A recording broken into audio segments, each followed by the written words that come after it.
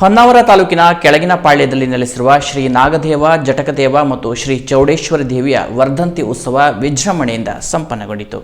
ಹೊನ್ನಾವರ ತಾಲೂಕಿನ ಕೆಳಗಿನ ಪಾಳ್ಯದಲ್ಲಿ ನೆಲೆಸಿರುವ ಶ್ರೀ ನಾಗದೇವ ಜಟಕದೇವ ಮತ್ತು ಶ್ರೀ ಚೌಡೇಶ್ವರಿ ದೇವಿಯ ದೇವಾಲಯದಲ್ಲಿ ಭಕ್ತರು ಬೆಳಗ್ಗೆಯಿಂದಲೇ ಹೂವು ಹಣ್ಣು ಕಾಯಿ ಸೇವೆ ಸೇರಿದಂತೆ ವಿವಿಧ ಪೂಜಾ ಕೈಂಕರ್ಯಗಳು ನೆರವೇರಿದವು. ಭಕ್ತರು ವಿವಿಧ ಹರಕೆ ಸಮರ್ಪಿಸಿ ಪುನೀತರಾದರು. ಮಹಿಳೆಯರು ಅರಿಶಿಣ ಕುಂಕುಮ ಸೇವೆಗೈದರು. ಮಧ್ಯಾಹ್ನ ನಡೆದ ಅನ್ನ ಸಂತರ್ಪಣೆಯಲ್ಲಿ 1000ಕ್ಕೂ ಅಧಿಕ ಭಕ್ತರು ಪಾಲ್ಗೊಂಡು ಶ್ರೀದೇವರ ಕೃಪೆಗೆ ಪಾತ್ರರಾದರು.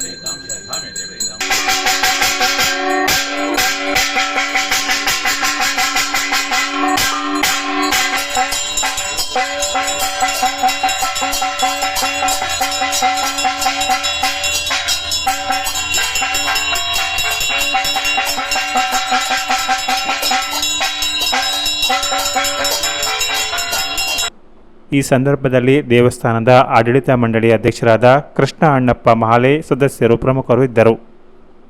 Canara plus news Honnavar.